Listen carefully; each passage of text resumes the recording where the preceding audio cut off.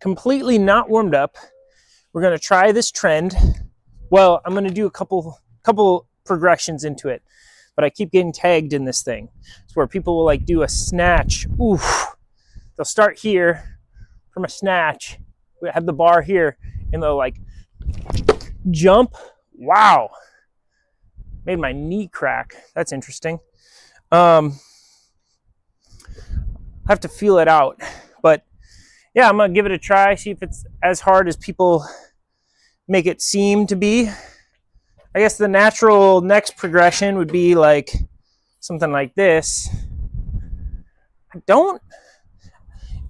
Be hard with the 45-pound bar, I think, but we'll see.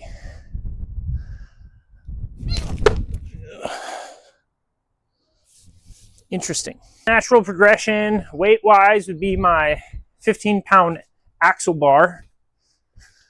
That way I just get the feeling of doing it. You know, the rake is essentially no load. So you get the experience of doing it with some weight. So this is 15 pounds. Okay. Barbell time.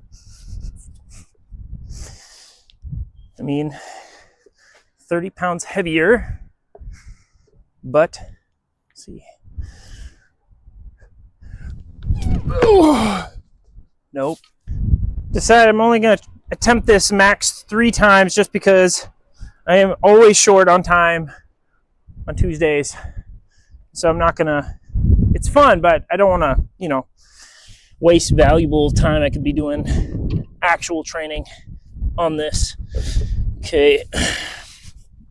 It's my knee. The left one is the one that I tore the meniscus on like a year ago, and it's the one that will occasionally get inflamed. And so like that is the one where it doesn't want to pop.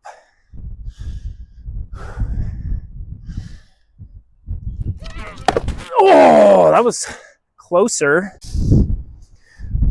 All right, last attempt of the day, and then I start doing the real work for glory, honor to the family. I wonder if it'd be. No, it's harder with your feet up, at least for me right now. Okay.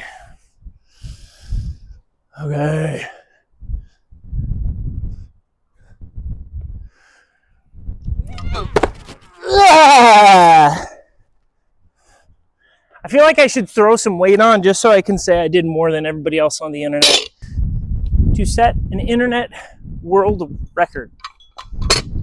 This is 50 pounds. 5 pounds more than Chris. Okay.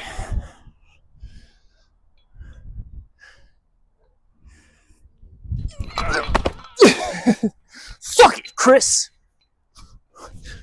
That's what I'm talking about. Talking boot. I got more in the tank too. Stuff like this that I've never reached my full potential. I just get sidetracked. But I said the last one I was going to do was going to be my last one. But I'm like, I'm going to just do a nice round 60 pounds and, set the bar. 50 was too easy.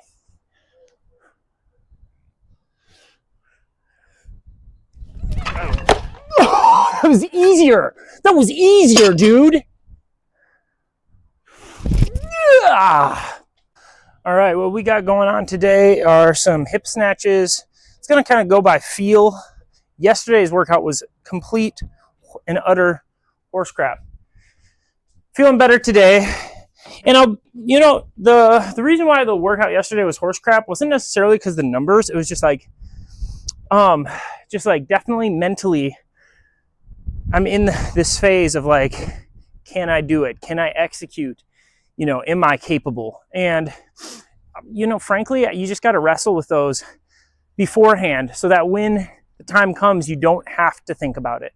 I was reflecting on my basketball career, and I always had the best games when I had the worst practices and like warm-ups, interestingly enough. And so, yeah, I just saw Monday as like a cleansing. So today I'm just doing hip snatches, not doing any squatting. I might do some leg accessories, but then I'm also benching. So, and we're going to talk about power.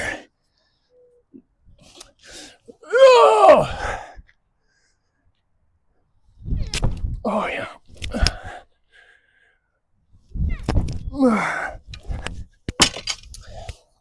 Okay, so just the other day, I was having a session with this young guy, mid-20s, and just, struggling. And I just felt like compelled to ask him this question. And I was like, have you ever felt powerful before? It was interesting because he said no. But makes sense when you look at the greater context of his life. Just not a lot of opportunities to feel powerful. And I asked him, what does he think that feels like? And it was interesting because, he doesn't know what he doesn't know. He's never felt it, never sensed it. So, but it was interesting. His mind went to specifically power over others, which I think is a common way of we think about power. But I'm thinking specifically in the masculine sense. And it's almost like the light side of powerful masculinity versus the dark side of powerful masculinity. What's interesting is if you're a guy who's never experienced that sensation of power, it makes sense that you would assume that power, it has something to do with somebody having power over you. Because if you're not a powerful man, more than likely there are forces that are exerting power over you against your will. And so it would make sense that your assumption would be, oh no, this is what power is. And in a way it is power, right? But what I want to talk about is there's this different type of power. I experienced this at the strongman competition I did a month or so ago, where the room was full, the crowd was watching me, and I had 345 on the bar to hit the one of the, I think the heaviest power clean of the event.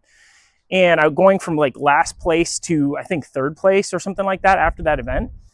And the way the room went crazy after I hit that, just kind of out of nowhere to these guys. I knew I could do it, but it was out of nowhere to these guys and girls.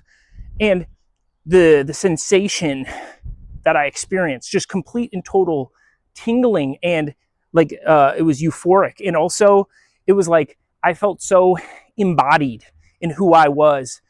I felt the years of work I've put into Olympic lifting.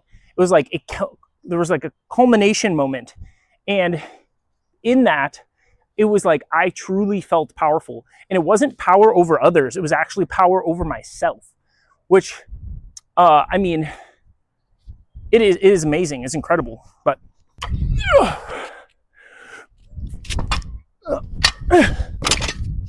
so this is not to imply that all power over others is unhealthy powerful masculinity. But I will say that type of power is probably the easiest to abuse.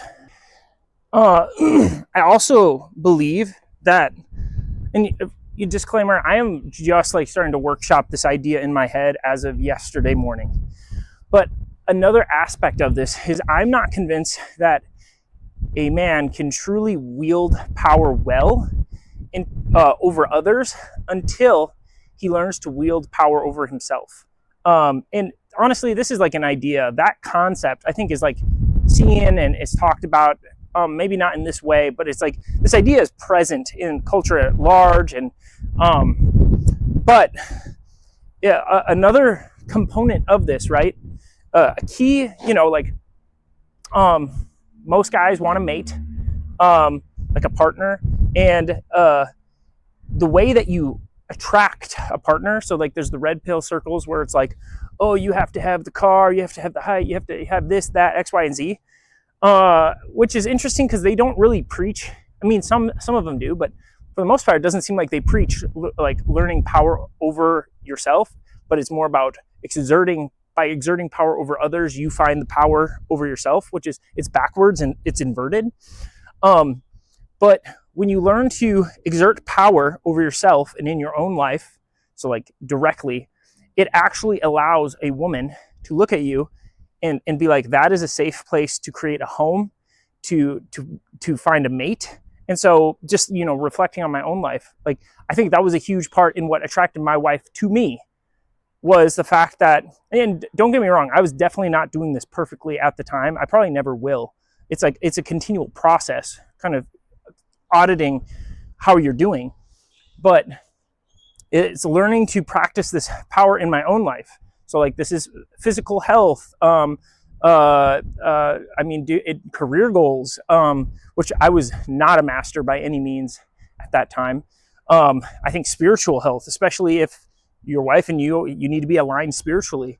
But in order to do that, and then part of the female psyche is like this desire for that safety.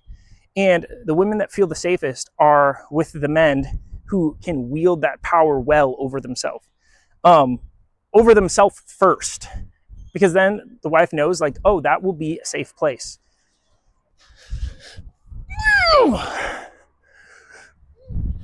Oh man, I've not done a lot of this. I've like just started snatching again. I want to snatch. I've decided I really want to snatch 330 this summer. It's gonna be like my overarching goal. 315 is my PR, so like, that's a lot of work. Can I add 15 pounds to my snatch in 3 or 4 months? That's very hard to know. If I put on a little weight, that will definitely help. And it's interesting because I've like just seen women be like, how have men ruled the world? Like, how have men had power for so long? But I think that points to the fact that this is like a part of the male psyche, where it's like this desire, almost like this need to have a form of power, whether it be, going out into the mountains and like subduing and surviving, or being, a dictator. It could be creating your own business and like building something that's beautiful, that speaks to you. I was talking to a guy yesterday, and he was talking about the time he felt the most powerful was when he owned his own gym, and that it was running well, people were progressing. It was like very altruistic, bettering of others. So like, that would be an example of like healthy male exerting of power, right? 245. I need to like kick this out a little more. And then on top of that, though, I'm convinced that you don't actually ever achieve that healthy form of embodied power without embracing the mundane. One of the earliest memories I have of feeling powerful, I was a really good free throw shooter in high school. I shot like 85 to 90%, I think. And most of my points were from the free throw line. I think I averaged scoring anywhere from 8 to 10 points a game from made free throws. And we were down. This was in Northfield, Minnesota. We were down by 1 point. I got fouled with like a second left. They tried to ice me. They called timeouts. I still made the first one to tie it and made the second one to win it. It was probably the best game of my high school career. And that feeling after I made that second free throw was just beautiful. But that came at the back of literally shooting thousands and thousands of free throw shots. And there was no feeling of power in that. You have to embrace, though, that planting those seeds are what eventually bloom into the power. This is 260. Still have a bruised tailbone from last Thursday. I did a broad jump, foot slipped, just right in the tailbone, earth just demolished it. So that's bruised still. And then on top of that, starting to snatch more. I'm still trying to work out the positionings and stuff like that. I keep clipping my pubic bone. And so I have my tailbone and my pubic bone both kind of feeling brutalized. And it's not great. I don't love it. It'd be weird if I loved it, but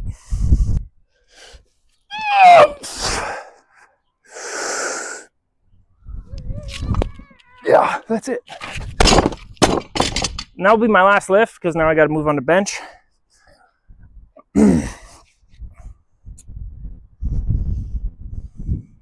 Forgot what I was going to say.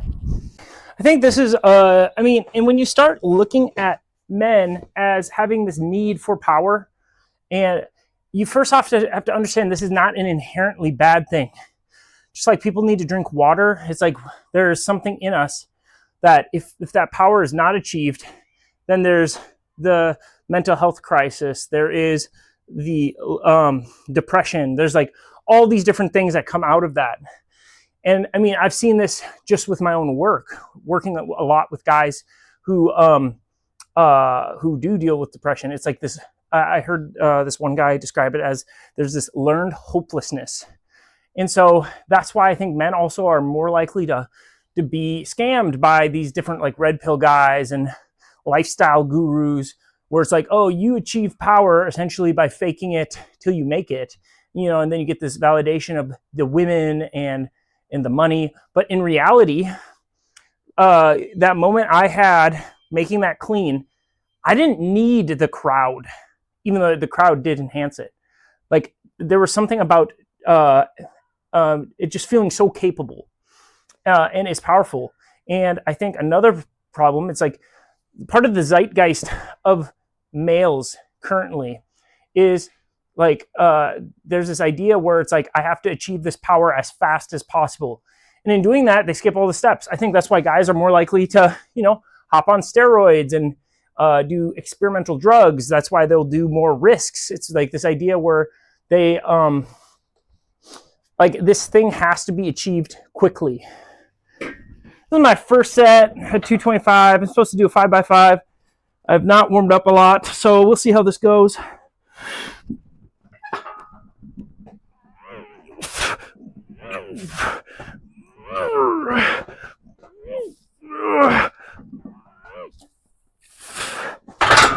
Honestly, better than I thought. This is another reason why I think lifting weights is something that like men love, like especially ego lifting. It's you get a taste of that power, and yeah, it's like it's intoxicating. I also think this explains in part why men have a tendency to be more addicted to sex and can get controlled more by sex, because something about sex, you do get that sensation of power. I don't know what the female orgasm is like, so I'm not going to comment on that, but I do know what the male one is. And yeah, I mean, virility, right? And that's why some dudes will like literally shut their brain off when it comes to like choosing a partner, just because this one component is so powerful. It's like the one area where they do feel powerful, even though she is like completely devaluing him and you know, using him in these other areas. If she does this one area right, it's like he like holds on to that.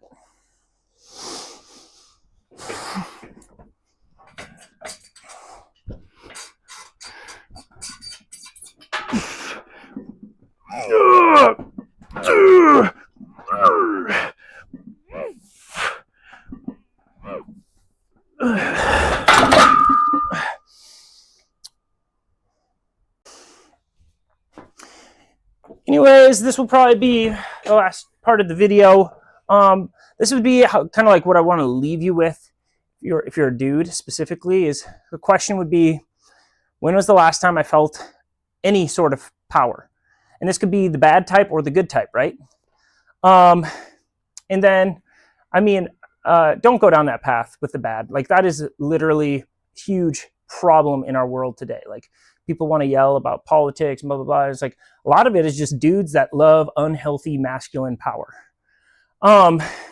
So there's that question. And it's like, do I do anything? Am I doing those mundane practices that eventually lead to that climax of power, right?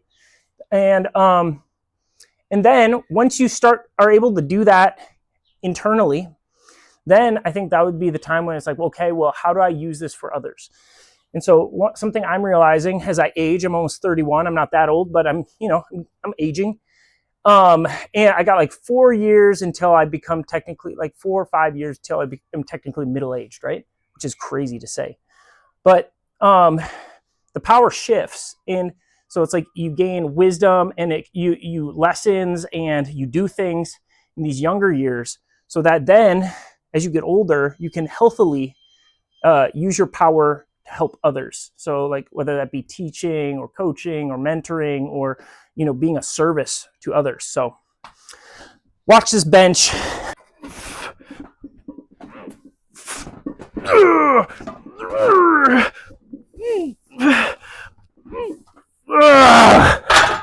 Okay. Godspeed.